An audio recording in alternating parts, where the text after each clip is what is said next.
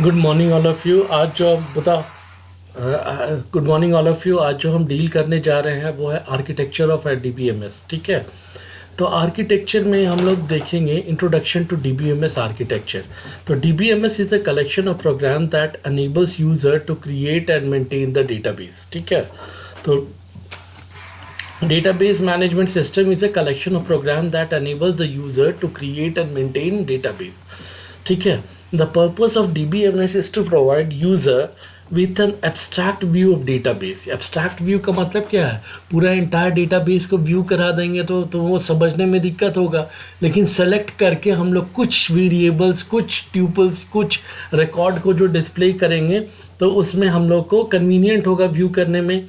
तो उसी को हम लोग बोलते हैं provide users with an abstract view of database. System does not provide the details of data, rather it hides the details how the data is stored and maintained। यानी कि system पूरा डिटेल्स नहीं देता है, पूरा डेटाबेस का entire details नहीं देता है, यानी कि कैसे स्टोर किया है, कैसे रखा हुआ है, वो सब नहीं। जितना ही इंफॉर्मेशन डिस्प्ले देना है उतना ही इंफॉर्मेशन डिस्प्ले देता है। ठीक है, in order to use the system data must be retrieve efficiently. यानी कि अगर हमको सिस्टम को यूज़ करना है तो डेटा जो हम लोग डेटाबेस से रिट्राइव करेंगे वो एफिशिएंटली रिट्राइव होना चाहिए। This leads to the design of complex data structures in the database। ठीक है, which leads यानी कि leads to the design of complex data structures in the database। okay? तो डीबीएमएस आर्किटेक्चर में हम लोग आते हैं। तो डीबीएमएस आर्किटेक्चर यानी एक्सटर्नल लेवल, तो एक्सटर्नल व्यू, और यहाँ पे एक्सटर्नल व्यू एंड यूजर्स। ठीक है, यहाँ पे कॉन्सेप्चुअल लेवल, तो कॉन्सेप्चुअल एक्सटर्नल लेवल क्या है? External level are the end users who are using the database. ठीक है, कॉन्सेप्चुअल लेवल क्या है? कॉन्सेप्चुअल यानी कि एंटायर तुम्हारा कैसे डेटाबेस स्कीमा बना है, entire schema of a database. ठीक है, उसको हम लोग बोलते हैं कॉन्सेप्चुअल लेवल।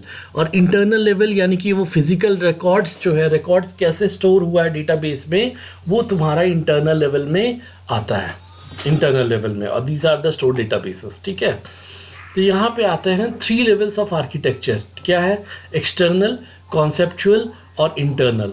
तो एक्सटर्नल क्या हुआ? इंडिविजुअल यूजर व्यू, यानी कि यूजर जो व्यू ले रहा है उसको हम लोग बोलते हैं internal, individual user view, that is external. Conceptual में क्या बोल रहे हैं? कम्युनिटी यूजर व्यू, यानी कि कॉन्सेप्चुअल यानी एंटायर स्कीमा जो है, पूरा एंटायर कम्युनिटी का स्कीमा जो है वो यूजर व्यू देख सकता है। फिर यहाँ पे इंटरनल में क्या है? फिजिकल एंड स्टोरेज व्यू, यानी कि कैसे डेटाबेस स्टोर हुआ है उसका।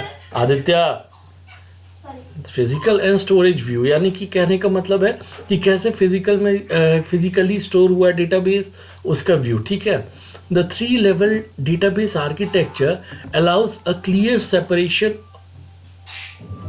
The 3 level database architecture allows a clear separation of the information, meaning conceptual view, from the external data representation and from the physical data structure layout. Okay.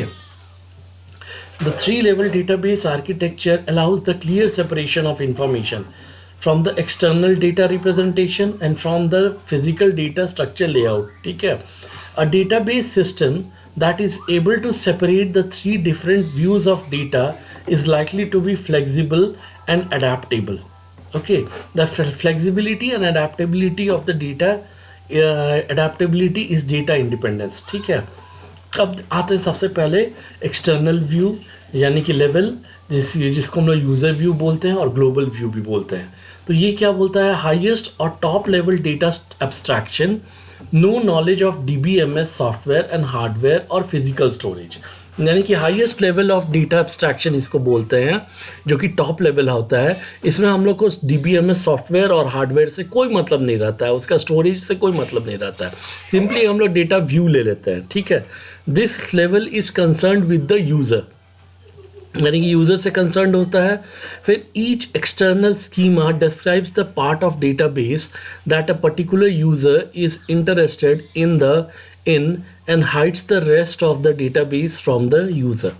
ठीक है, तो each external schema describes a part of database, यानी कि part of database that a particular user is interested in and hides the rest of the database from the user.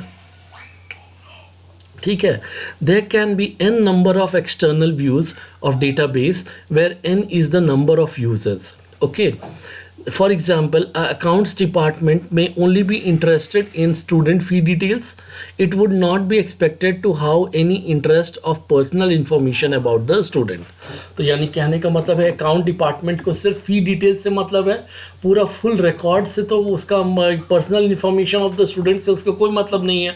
तो यानी कहने का मतलब है उतना ही, यानी कि अकाउंट डिटेल्स का ही पूरा व्यू उसको मिलेगा. ठीक है.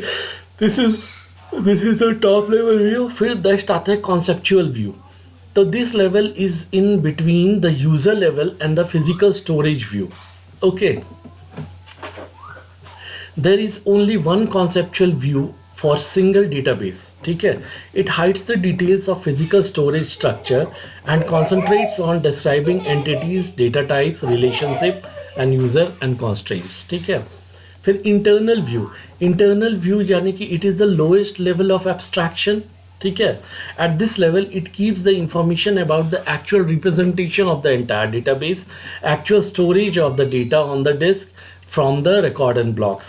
कहने का मतलब है ये जो लास्ट स्टेज है ये जो लास्ट स्टेज है दैट इज इंटरनल व्यू. इसमें हम लोग को देखते हैं कि कैसे डेटाबेस डेटा हार्ड डिस्क में स्टोर हो रहा है, किस फॉर्म में, किस रिकॉर्ड, किस ब्लॉक में स्टोर हो रहा है, उसको स्टोर करके रखते हैं. It is close to the physical storage method.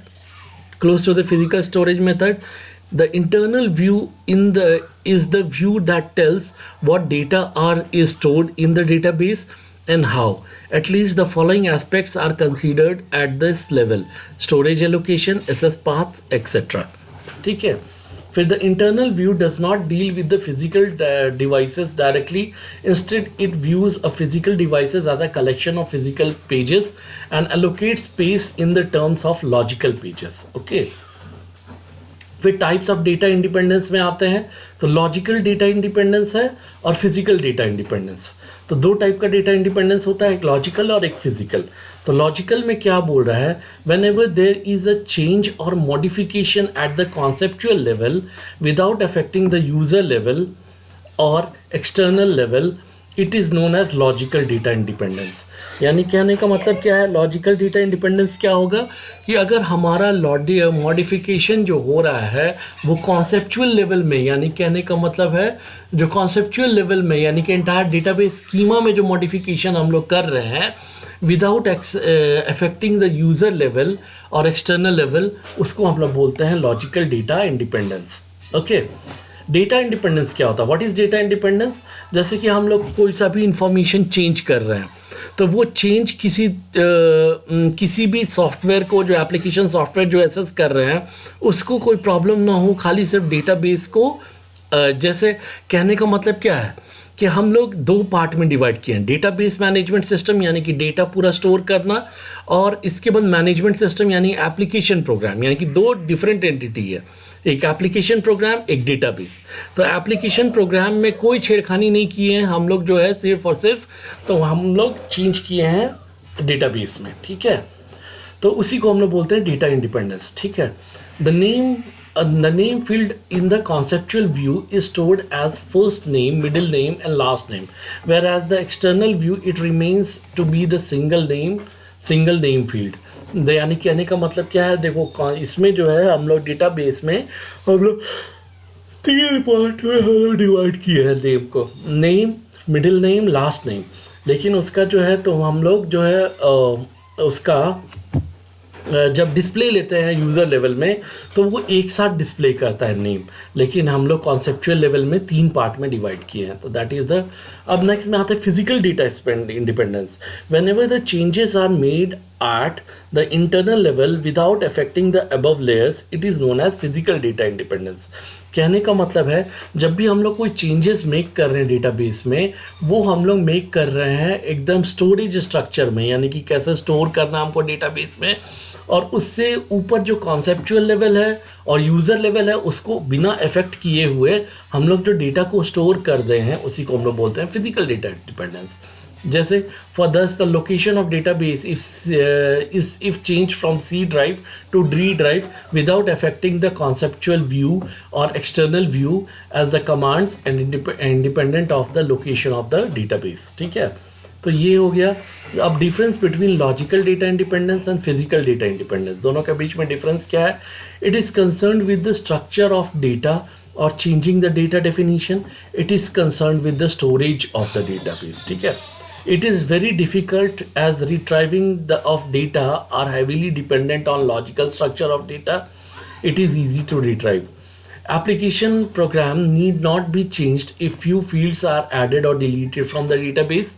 यानी एप्लीकेशन प्रोग्राम में कोई चेंज नहीं होगा अगर कोई सा भी हम लोग फील्ड को ऐड या डिलीट कर रहे हैं. Physical database is concern with changing the storage device, यानी कि स्टोरेज डिवाइस. ठीक है, it is concern with the conceptual schema. It is concerned with the internal schema. Okay, this is the last page. तो ये आज database architecture तुम लोग को कराया है, इसको देख लेना. अगर कोई डाउट हो तो पूछ लेना. ठीक है.